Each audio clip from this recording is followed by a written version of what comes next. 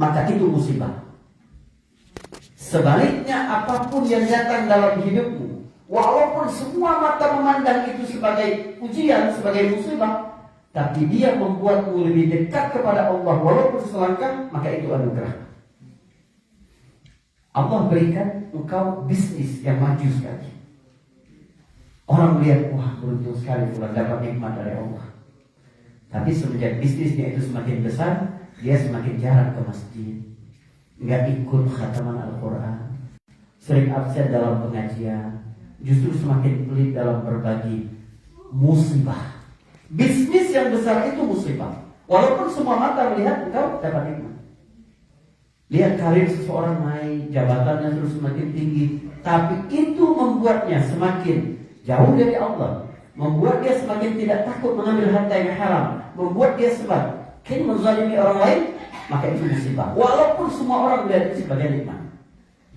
Sebaliknya, seseorang diberikan sakit oleh Allah, tapi sakit itu justru membuat dia lebih bertawakal kepada Allah, diampuni dosanya, lebih ringan dia melakukan ketaatan, lebih sering dia mendengar kajian-kajian walaupun melalui online.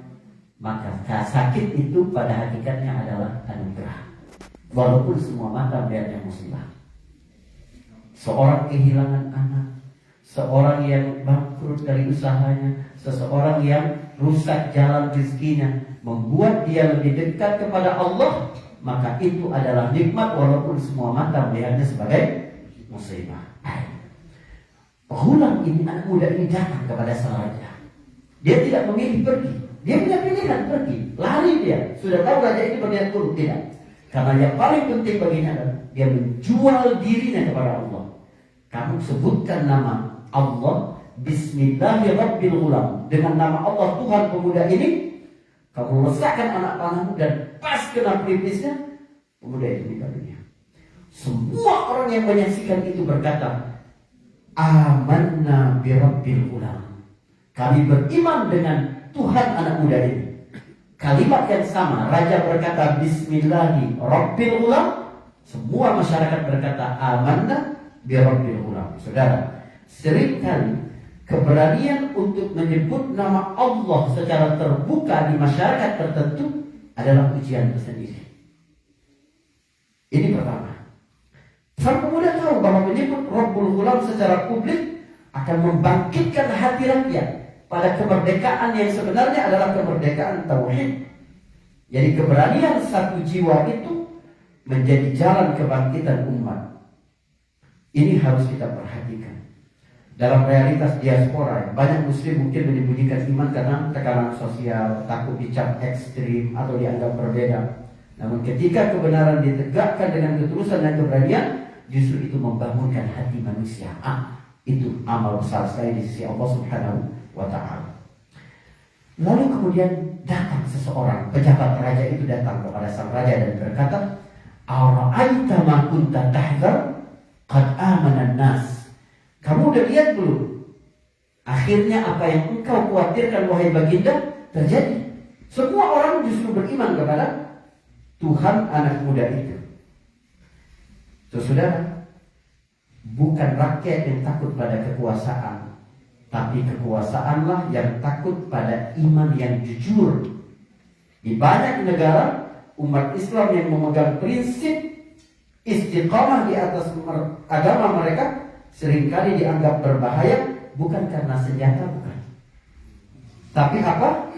Tapi karena mereka tidak bisa dikendalikan oleh kekuasaan. Mereka tidak bisa dikendalikan oleh dunia.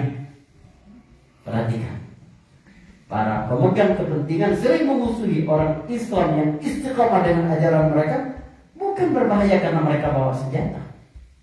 Banyak sekali, ya, kriminalisasi umat Islam dengan nama pemberantasan teroris, ekstremisme, radikalisme yang sebenarnya rekayasa. Tapi yang mereka takutkan sebenarnya apa? Mereka tidak bisa dikendalikan oleh kekuasaan.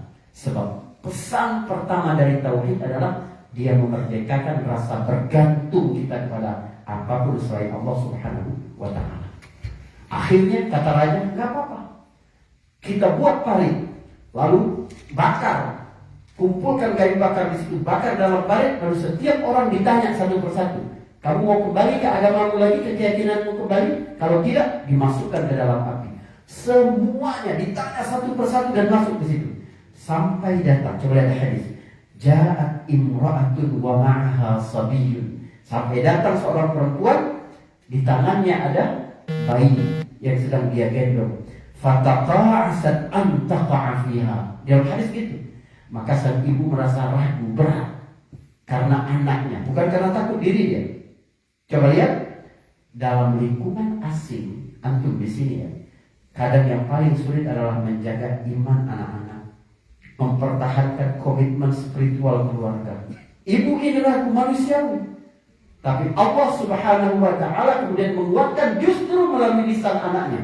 Bayi yang sedang ada dalam pangkuannya itu, gendongannya itu berkata, ya umma isbiri fa innaki ala haqq.